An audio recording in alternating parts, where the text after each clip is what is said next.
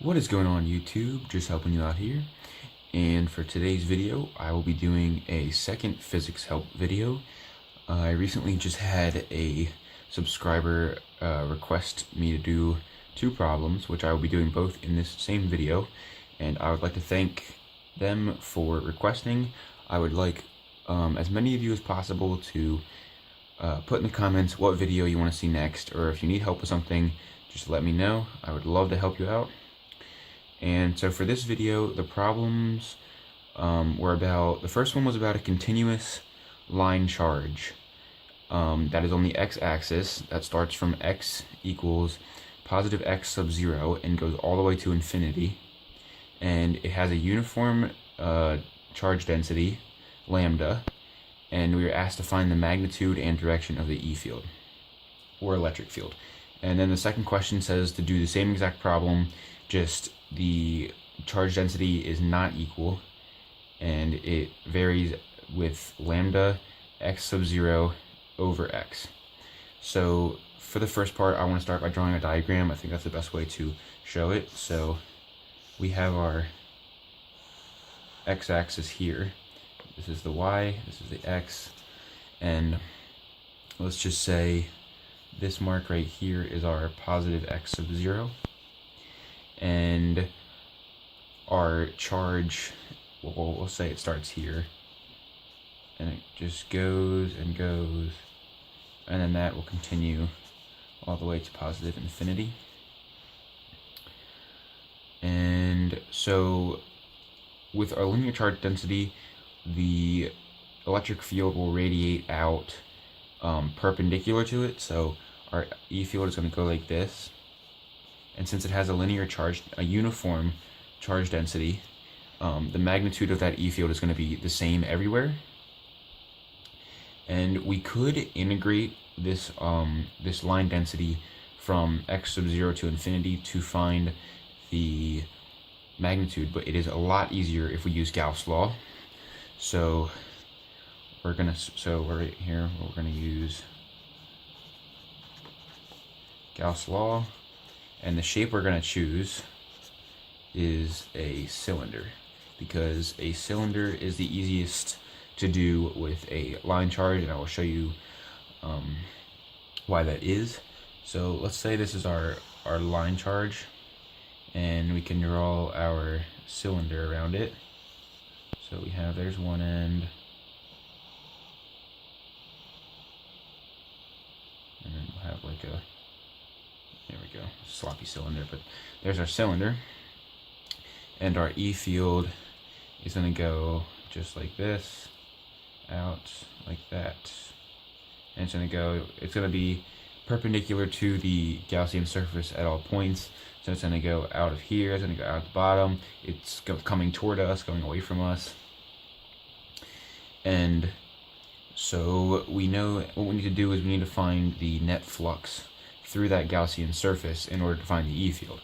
So flux is equal to our electric field times the area of our Gaussian surface. And we also know that flux is equal to the charge enclosed in that surface over epsilon sub 0. And so we can actually set those two equal to each other and say that E dot A is equal to our charge enclosed over epsilon 0. And to solve for the E field, we can say E field equals Q enclosed over area times epsilon sub 0. And then we can further define that.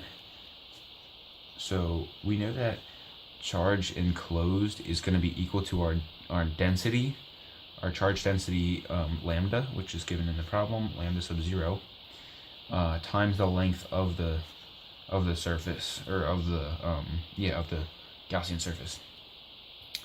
And then that's going to be over the area of that surface, which there's no flux through the sides, because as you can see right here, the E field is parallel to the side, but it will go through the middle piece, which the area of a cylinder we know is the area of one of the ends times the length of the cylinder, and we know that the area of a circle is 2 pi r, or 2 pi times the radius, so we're going to say 2 pi r and times the length of the surface, or times the Gaussian surface, and that's going to be times our epsilon sub 0, which is up here.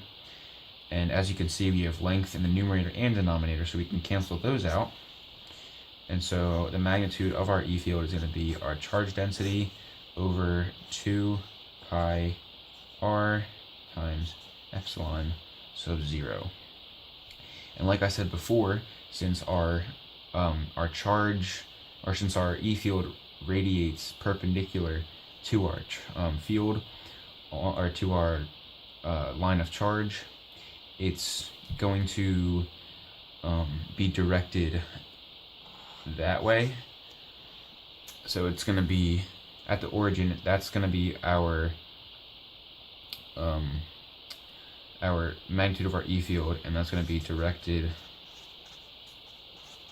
in the negative x direction.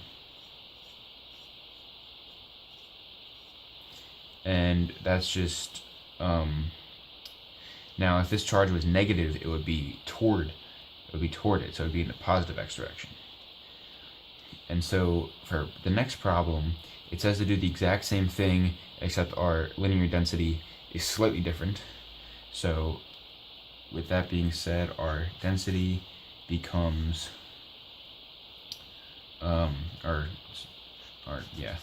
ignore that naught there, that shouldn't be there.